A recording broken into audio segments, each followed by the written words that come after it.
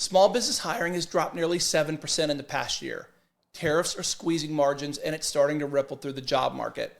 Today, we're looking at what that means for workers, for businesses, and for the economy. Bank of America says small business hiring has fallen 6.7% year over year due to tariffs. This comes from a Fox Business interview with Taylor Bowley, who is an economist with the bank. She said that tariffs and the uncertainty facing businesses as they weigh their hiring decisions are leading to increased hiring in some areas, but the higher costs from tariffs are hitting small businesses the hardest. Here's what we know. Rising import costs at this point are undeniable. It's happening, and small businesses are seeing a decline in their already razor-thin profit margins. And to accommodate this somehow, well, they're slowing hiring.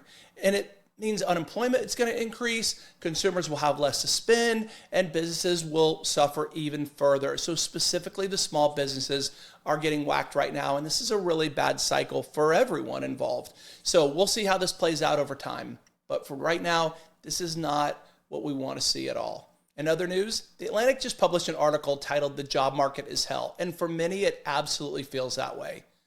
Despite relatively low unemployment at 4.3% and strong corporate profits, hiring is flatlined.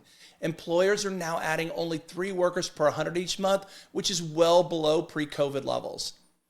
This article says that it's an AI spiral of sorts. It feels soulless for both job seekers and employers. Job seekers are using AI to create resumes and applications, and employers are using algorithms to reject them.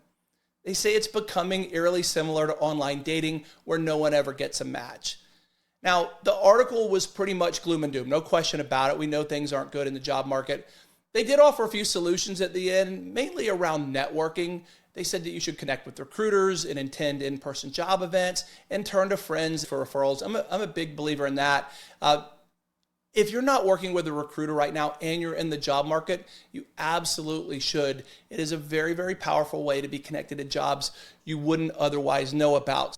Along those lines, the Washington Post published an article titled "Why It's the Toughest Time to Be Searching for Work in America in Years."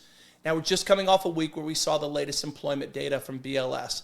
Only 22,000 jobs were added in August, and unemployment has gone up again. It's at 4.3%. It was 4.2 in July and a 4.1 in June. And now at the highest level since 2021.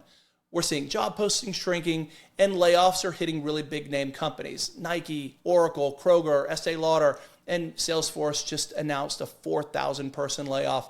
And this is happening directly because of AI and automation, where companies are cutting even though their profits are holding steady.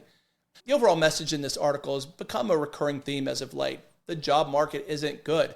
Competition is extremely high. Hiring is slow. But as a job seeker, it doesn't help to put your head in the sand. It's good to be aware of this so you can act accordingly. I look forward to reporting better news in the near future, but for now, you're going to have to do more than you probably ever have in your career just to get the same level of results. So good luck to everyone out there. The final headline today is more of a bright spot than the others. Jeff Bezos flipped burgers at McDonald's. Jensen Huang washed dishes at Denny's. This comes from a Forbes article discussing the lessons some of today's billionaires learned from working in fast food when they were younger. Now, we all know what happened. Bezos says McDonald's taught him to work under pressure, keep pace, and stay precise. And Huang calls his time bussing tables at Denny's training ground for discipline and grit.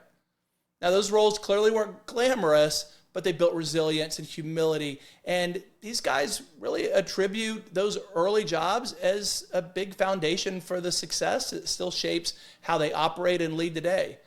So the lesson in this and why I like it is where you start doesn't determine where you finish. The article shares the experiences of quite a few billionaires, and I was surprised to see how many of them started with really humble beginnings, and specifically in fast food. And it's a positive lesson. That's my takeaway from this. All the other headlines I see these days are gloom and doom about what's going on in the job market. But here's one that hopefully you can draw some inspiration from. I know I like seeing it because, again, it doesn't matter where you start. It matters what you do with those opportunities as they present themselves. And in closing, our fun fact for the day, the average person will spend approximately 90,000 hours at work. Okay, that's not fun at all. I'm calling that a fun fact. It's a not at all fun fact. Nobody wants to spend that much time at work. Unfortunately, most of us have to.